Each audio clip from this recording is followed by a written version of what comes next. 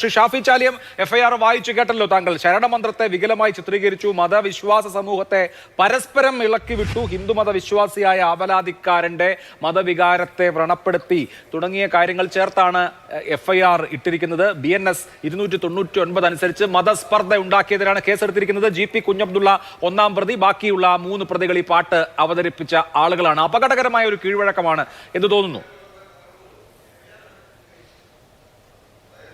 അല്ല, നമ്മുടെ പോലീസിൻ്റെ ഒരു ഗതികേടാണ്. ആലോചിച്ച് നോക്കുക നിങ്ങൾ. ഈ കമ്മ്യൂണിസ്റ്റ് പാർട്ടി, ഇവിടുത്തെ ഗവൺമെൻറ് ഇത്രയധികം ജനരോഷം ഉണ്ടായിട്ടും ശക്തമായ തിരിച്ചടി ഉണ്ടായിട്ടും അവർ ഒന്നും പാഠം പഠിക്കുന്നില്ല. അവർ കൂടുതൽ അപകടത്തിലേക്കാണ് പോകുന്നത്. മലയാളിയുടെ പൊതുബോധ്യത്തെയാണ്, അതിന് നേരെയാണ് ഇവർ ഈ പല്ലിളിക്കുന്നത്. ഇനിയിപ്പോൾ എന്താ സംഭവിക്കുക ഈ പാട്ടിൻ്റെ മേലെ ഈ FIR ഇട്ട് ഇവരെ പോലീസ് കേസിൽപ്പെടുത്താനാണ് തീരുമാനമെങ്കിൽ കേരളം മൊത്തം ദേശീയഗാനം മാതിരി ഈ പാട്ടിങ്ങനെ പരന്നൊഴുകും. ഇനി അവിടേക്കാണ് അത് പോണത്. കാരണം ഇവരെ അസഹിഷ്ണുതയാണ്. ഇന്ന് വളരെ പ്രധാനപ്പെട്ട അഭിലാഷ്, എൻ്റെ ശ്രദ്ധയിൽപ്പെട്ട ഒരു കാര്യം നമ്മളോട് പറയാം. ഇന്ന് ഒരാളുടെ ഒരു പോസ്റ്റ് ഞാൻ കണ്ടു. അതായത് നമ്മുടെ കേരള ടൂറിസം വകുപ്പിൻ്റെ മുൻ ഡെപ്യൂട്ടി ഡയറക്ടറായ പ്രശാന്ത് വാസുദേവ്, അദ്ദേഹം ഒരൊറ്റ കാര്യം അതിൽ പറയുന്നുണ്ട്. അവിടെയാണ്, അതായത് രാമായണത്തിനോ മഹാഭാരതത്തിനോ ഗീതക്കോ ഒന്നുമല്ല ഇവിടെ പാരഡി ഉണ്ടായിരിക്കുന്നത്. ഒരു ഭക്തിഗാനത്തിനാണ്.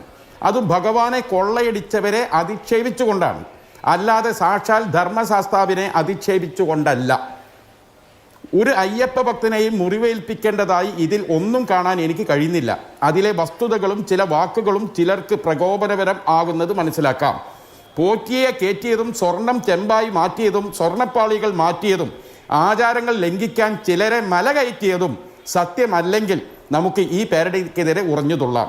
ഒരു സാഹിത്യ മൂല്യവുമില്ലാത്ത ഈ പാരഡി പോപ്പുലർ ആയത് അത് ലക്ഷക്കണക്കിന് വിശ്വാസികളെ നോവിച്ച ഒരു വിഷയം കൈകാര്യം ചെയ്തുകൊണ്ടും അതിന് തെരഞ്ഞെടുത്ത ട്രാക്ക് പോപ്പുലറായ ഒരു ഭക്തിഗാനത്തിൻ്റെത് ആയതുകൊണ്ടും മാത്രമാണ്.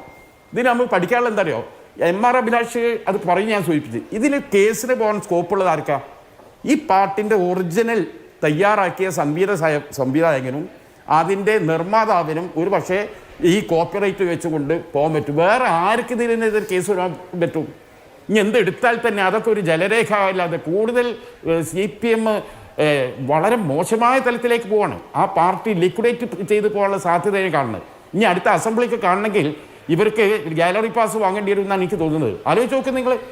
ഇത്രയധികം ഈ 4 വരികൾ ഇവരെ വിറപ്പിച്ചെങ്കിൽ ഇവർ പറയണെന്താ, ഇതിൽ അയ്യപ്പൻ എന്ന വാക്കുണ്ട്, അതുകൊണ്ട് സ്പർദ്ധയുണ്ടെന്നാ. അയ്യപ്പ വിമർശനമുണ്ടോ?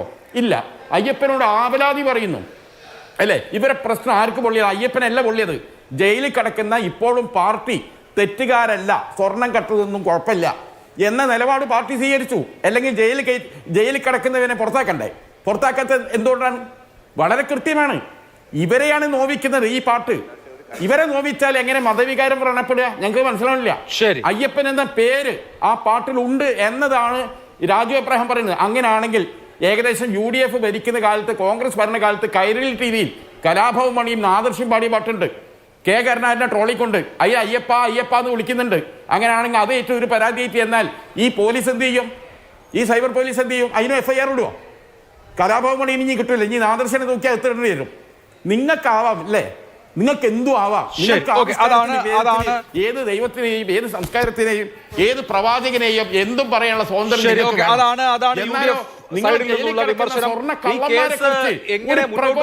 ഒരു പരാമർശം ഉണ്ടായി നിങ്ങൾക്ക് സഹിക്കുന്നില്ല. കയ്യിലുള്ള പോലീസിനെ വെച്ചിട്ട് നിങ്ങളാണ്ട് മൂക്കിൽ വലിച്ച് കയറ്റുന്ന വിചാരിക്കണേ. കേരള ജനത മൊത്തം ഈ 4 പേരെ കൂടെ ഉണ്ടാവും. മനസ്സിലാക്കിക്കോ? ശരി, ഓക്കെ.